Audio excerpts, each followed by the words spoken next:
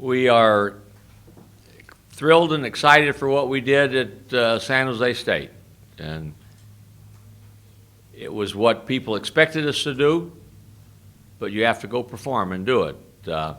And with a little lull, we played good basketball on both offense and defense and got ourselves a victory and continued to build momentum as we move forward now to a precious few 4 games left in the season. And we want to win them all.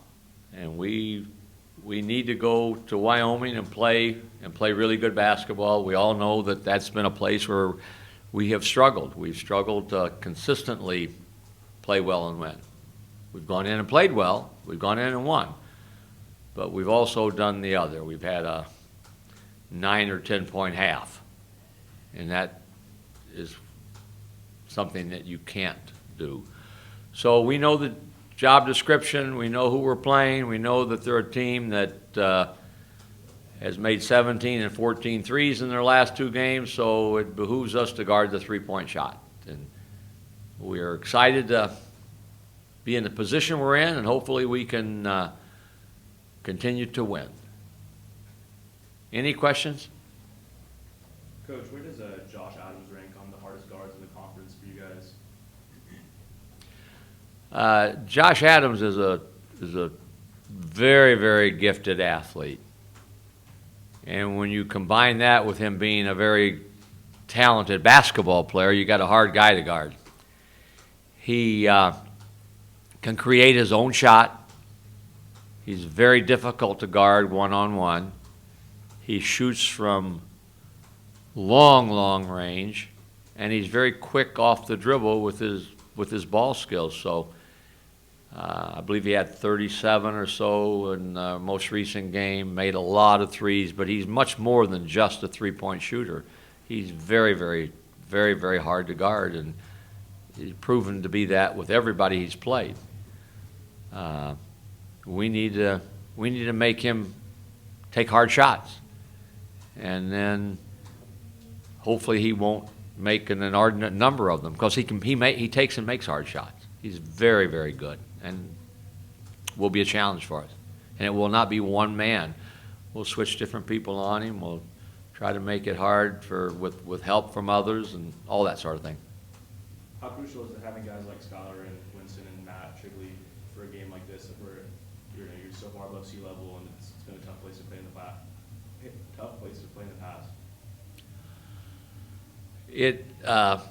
It's good to have a lot of guys that can play.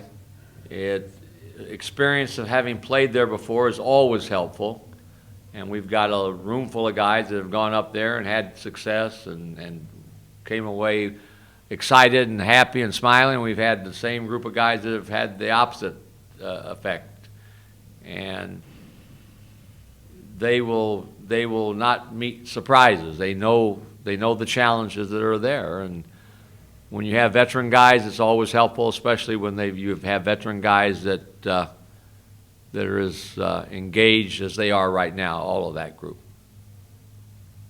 Coach, how did Jeremy respond after the game? I mean, he obviously played a little bit more, I think, than you guys intended. Just wondering how he feels and how does that translate for Wednesday's game? I have not talked to Jeremy today. After the game, he said he felt fine. Tom, our trainer, felt as if we should put him back in the boot. He had the boot on at the airport, and we'll be very cautious with what we do with him today, tomorrow, as we move forward for Wyoming. So I don't have an immediate up-to-date health status on him. Coach, could you speak towards yesterday, kind of the versatility of scoring you guys had, where it seemed like a lot of different guys were scoring in volume? One more time. I'm sorry. Could you speak to yesterday? It kind of seemed you guys had a versatility in the way you were scoring. There was a lot of different players getting on the act. We have a lot of guys that are capable of scoring the basketball. What we did yesterday, especially in the second half, is we made shots. We made the shots that we've been getting that we haven't made with consistency. You look at our 3-point shooting. Trey Kell was 4 for 4. Malik, I think, was 3 for 5 or whatever he was. So we had, if not the highest, very close to the highest number of assists we've had in a game, 17 assists and 25 made field goals. And that's because guys were finishing plays, both on making the perimeter shot or finishing it at the rim when the pass was given. Our second half, we shot 56%, I believe, from the field. We have the ability to stretch you. You know, you put Malik out there, he draws a crowd. The people run at him, and he's a threat, which opens up dribble drive, opens up throwing it inside, and that's the way we would hope that we could be able to make life difficult on our opponent. But we were pretty good at it yesterday. Your press really caused them problems in the second half as you look back and see film of the game. How much of it was tweaks you made tactically, and how much of it do you think was what we talked about with the fresh legs? I think when we had that little flurry, it's like anything. You create a turnover, and you become a little more aggressive with your defense. You give a turnover, and you become a little more cautious with your offense. And I think it was a combination of both. I think they got a little bit tentative as we hounded them a little bit harder, and that led to the series of turnovers that we got. And that's what presses usually do. You can go for long stretches, and it's like, why are you pressing? And then all of a sudden you have a flurry that you say, now I know why we pressed. So I don't think, Justin's in charge of the defense. I don't think we made major changes. He has 2 or 3 different things we do in the full court press, and I know that Dakari was in when that flurry occurred, and he's a good anticipator. He reads defenses well, and I think he was involved in either deflecting or stealing a couple of those balls.